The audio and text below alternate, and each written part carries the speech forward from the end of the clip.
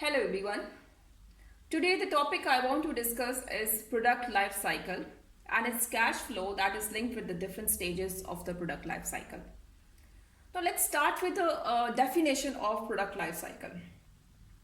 Product life cycle basically shows different stages of the sales of one of the products of the business. So if I'm saying one of the products, it means it is not showing the sales of the business overall, it is showing sales of one of the products of the business. If the business is producing just one product, it means there will be only one product life cycle. But if the business is producing 4 to 5 different range of products, then what happens? They will have different product life cycles for different products. For example, if Nestle is producing 5-6 products, so they will have different product life cycles for each product. Now let's talk about the stages of the product life cycle. The axis shows the sales of the product with the time duration. It can be weeks, months, years, or whatever. The time will be allocated to how sales are fluctuating for one of the products. It starts with the development stage. Now what is development stage? And you can see the graph is not starting from the development stage. Why? Because a product is being developed with the business. They are working on the product. They have not launched into the market. They are innovating something new for the customers, and it's being developed with the business and not in the market. After that, once they introduce product into the market, you can see the graph, the sales will be increasing, but with a lower pace. Why? Because of course it's a new product. Nobody knows about it. I would never come to know about a product unless I see it selling somewhere. I'll come to know from the friends, or maybe I'll come to know from the advertisements. So it means at the introductory stage, it is very expensive for the business. Why? Because already they have incurred a lot of cost on the development of the product.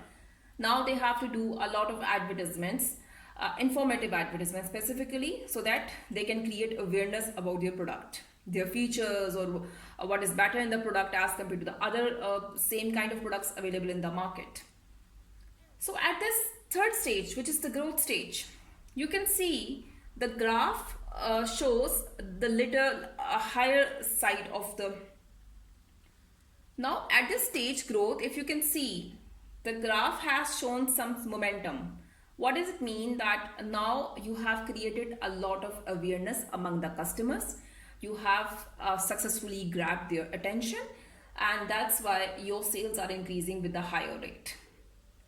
Then comes the maturity stage, where your sales will be increasing with a low rate, or maybe you will also see some stagnant part on your sales as well.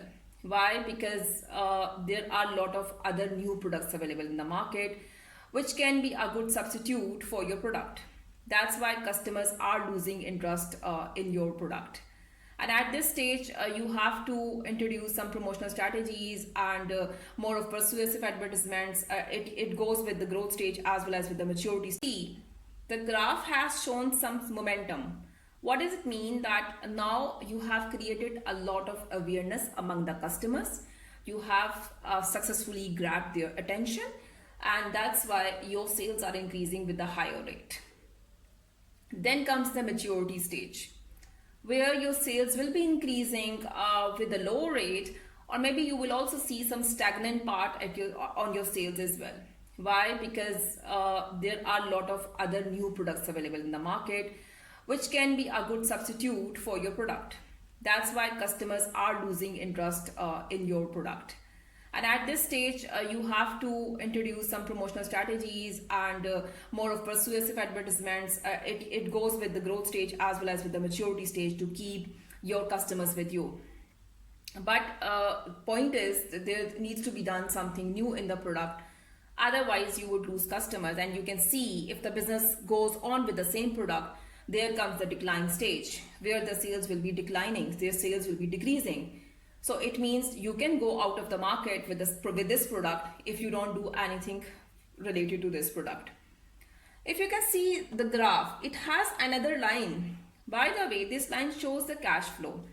And if we consider this a negative quarter, the cash flow is in negative till the growth stage, which means the money you have invested for the development of this new product, you will be able to cover that till the growth stage, which means you will start getting some positive cash flows, and you will be able to cover your negative cash flow, and it will turn into the positive cash flow when you reach this maturity stage. And then till the decline, and if you keep the same product in the market, then it will go again into the negative. So this is the link between different stages of the product life cycle and the cash flow.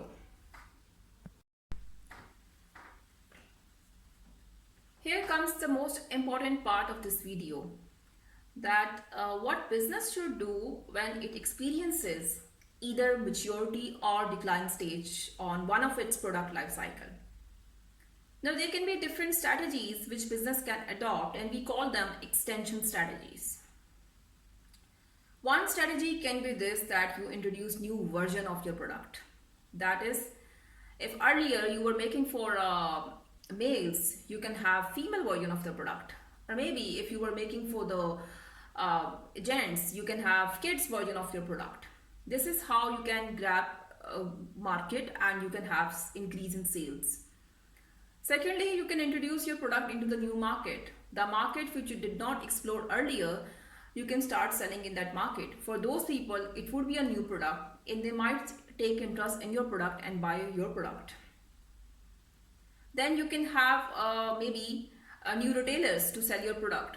Sometimes it happens that maybe your retailers are not scattered enough to cater all the areas. So you might introduce new retailers in different new areas where you were not able to send your products, and customers could not get access, and you might have increase in sales this way. Fourthly, you can have a new advertising campaign. Advertising campaigns are very effective sometimes, especially if it has some persuasive element in that. Then you can have new interest from the customer side in your product, and you can have increase in sales.